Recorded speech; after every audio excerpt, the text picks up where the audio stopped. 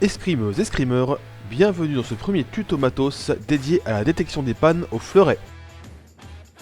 Nous y découvrirons comment analyser et résoudre les pannes que vous pourriez rencontrer. Avant de commencer, attardons-nous un instant sur le fonctionnement du matériel électrique. L'appareil de signalisation des touches est relié aux cuirasses, aux lames et aux pointes des deux tireurs par plusieurs fils. L'ensemble de ces fils constitue trois circuits bien distincts permettant d'assurer l'allumage ou non des lampes en fonction des zones touchées. Lorsque vous vous branchez, un courant généré par l'appareil circule consécutivement dans l'enrouleur, dans le fil de corps, puis dans le fil de l'arme.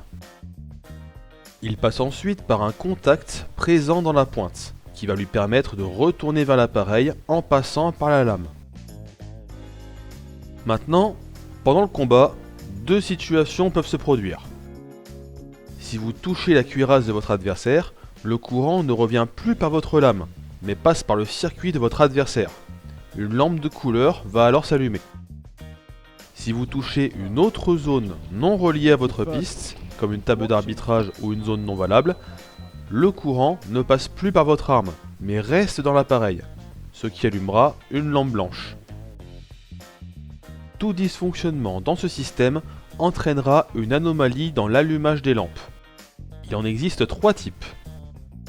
La lampe non valable s'allume de façon intempestive. La lampe non valable s'allume quand je touche la cible. Ma touche n'allume aucune lampe. Dans le cas où la lampe non valable s'allume sans raison, le problème vient d'une mauvaise connexion entre les fils. L'origine de la panne peut donc venir de n'importe où. Il va alors falloir tester les éléments du circuit un par un, dans un ordre précis, jusqu'à ce que la lampe s'éteigne. Nous allons donc procéder par élimination. Commençons avec le fleuret. Pour savoir si la panne vient du fleuret, il suffit de le débrancher et de mettre les deux broches du fil de corps en contact avec la coquille. Si la lampe s'éteint, cela signifie que c'est l'arme qui pose problème. Mais si elle reste allumée, c'est que le souci vient d'ailleurs. Avant de changer de fleuret, assurez-vous que votre arme est bien serrée et essayez quand même d'écarter un peu les broches de votre fil de corps pour vous assurer qu'elles sont bien en contact avec la prise de garde. Si le problème n'est pas résolu à ce stade, c'est que la panne vient effectivement de l'arme. Il faut alors la remplacer.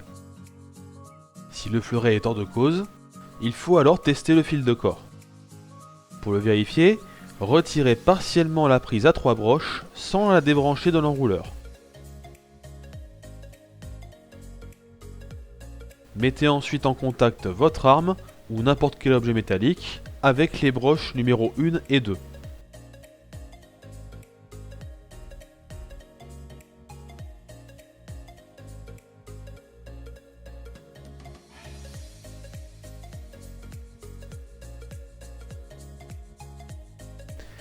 Si la lampe s'éteint, cela signifie que votre fil de corps est défectueux. Sinon, il faut aller voir du côté de l'enrouleur.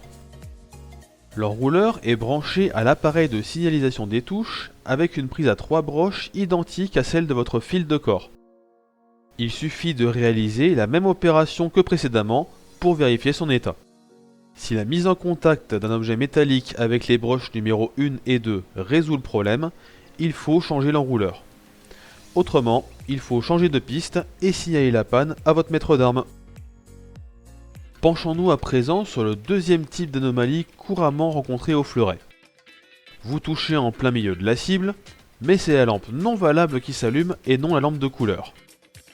La bonne nouvelle, c'est que le problème ne vient pas de vous, mais de votre adversaire. Il faut alors vérifier qui de sa cuirasse, de son fil de corps ou de son enrouleur est responsable. Même processus qu'auparavant, nous allons procéder par élimination. Tout d'abord, assurez-vous que sa pince crocodile est branchée sur la cuirasse, puis réessayez. Si le problème persiste, déconnectez sa pince crocodile et touchez-la avec la pointe de votre fleuret. Si la bonne lampe s'allume, c'est sa cuirasse qui est en cause. Sinon, déconnectez la prise à trois broches du fil de corps. Touchez ensuite la broche femelle numéro 3 du fil de l'enrouleur avec votre fleuret. si la bonne lampe s'allume, l'adversaire doit changer son fil de corps. Autrement, il faut recommencer la même opération sur la broche numéro 3 du fil qui relie l'appareil de signalisation à l'enrouleur. Si la bonne lampe s'allume, cela signifie que l'enrouleur est défectueux. Si c'est la mauvaise lampe qui s'allume, cela veut dire que la panne se situe au niveau de la piste. Et là, c'est le drame. Et maintenant, concentrons-nous sur la troisième anomalie.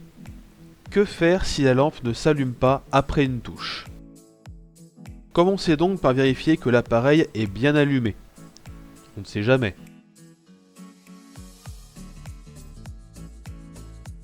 Essayez ensuite de taper le faible de votre lame par terre, à côté de la piste, puis refaites un essai.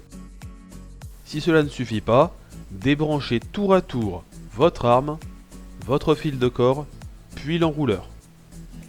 Si une lampe non valable s'allume suite au débranchement d'un de ces éléments, changez-le, puis réessayez d'allumer une lampe. Et voilà, le diagnostic des panneaux fluorescents n'a plus de secret pour vous. Par contre, notez bien qu'il peut y avoir plusieurs pannes en même temps.